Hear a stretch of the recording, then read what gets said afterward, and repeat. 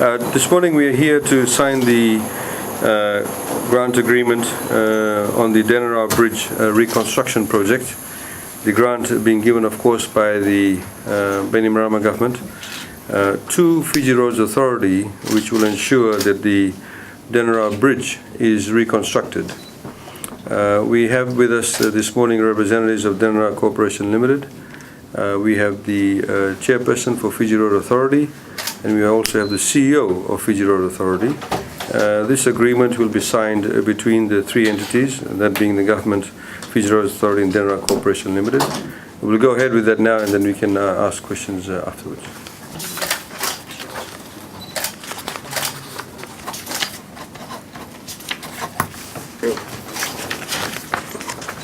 Chair? Yeah, thank you. Thank you. Thank you. Thank you. Thank you. What this agreement does, ladies and gentlemen, is that it allocates approximately $9.4 million for the reconstruction of the Denarau Bridge. The bridge, from what we understand, will be constructed on a slightly different position. In this respect, as you may know, that the bridge to Denarau was constructed by DCL itself, and the ownership and indeed the responsibility of the bridge has been with DCL. That changes now. The asset or the bridge will be owned by the Fiji Road Authority. They will manage it. DCL has also agreed to give a certain portion of land on the other side of the island, well, on the island itself, on the approach side, for FRA to have control of that area, because it is the approach to the bridge. And the idea is that the bridge is constructed obviously in a manner that's sound and will last a long period of time. And this agreement also ensures that FRA will have oversight over the construction of the bridge, ensuring that it meets up to various standards. DCL has already carried out some preliminary assessment in terms of the construction company, and FRA will make sure all these certain standards are met and the obligations are met, and the construction should commence as soon as possible. I'll now invite DCL representative to say a few words, and also the chair after that of FRA. Thank you. I think we're very pleased to be able to have this agreement in place and have the bridge, which has been overly concerned for the stakeholders of Denarau. Now that we're grateful to the government to actually have come across with this funding to get this bridge in place, and we are certain that this will be completed quite quickly to allay any other future fears that may be there. But yeah, on behalf of DCL, I think we just want to express our appreciation to the government for this, for the grant. Thanks.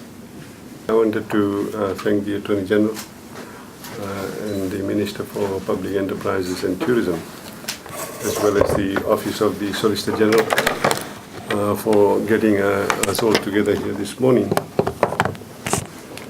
including the Denarau Corporation Limited and the FRA, to sign this agreement. It, of course, is a very important agreement. It paves the way for construction of a brand new bridge to replace an existing one. The project is of huge economic significance, as you would recognize, as it is a major link to the island from the rest of Viti Levu. So thank you, AG, and thank you, DCL, for working together with us on this. Obviously, Denarau plays a very pivotal role in the tourism industry. It is not only the fact that you've got about 5 hotels. 10, 8 altogether, 10 to be in total. 10 in total, more to be constructed to make up that 10. And of course, it's also a link to the Mamanudas and Yasavas, being a very, in fact, it's become the gateway to the Mamanudas and Yasavas, not just for tourism, but also for ordinary Fijians who want to access those islands. So it plays a very pivotal role, and government, as you know, has been improving infrastructure throughout Fiji. In roads, obviously the road leading up to Denarau has been reconstructed and improved. And this is a major feature of government, that we believe that we need to continue with the infrastructure development, because once you have the right infrastructure in place, individuals or the private sector and businesses, in fact, are given the impetus to invest and have a sense of individually as not just self-worth, but also in terms of it motivates them as individual citizens of this country. So we're quite keen, and we look forward to construction commencing very soon. I know there has been some lag. I know people have asked me previously, why is it taking so long? There's obviously certain negotiations that needed to be carried out, and I'm glad to say that we're all here on the same page, and we've all agreed to the terms and conditions of the agreement, and construction would start very soon. You say very soon, how soon? I'll let the CEO of FRA handle the question. We've got a period of a few months while we finalise the design details.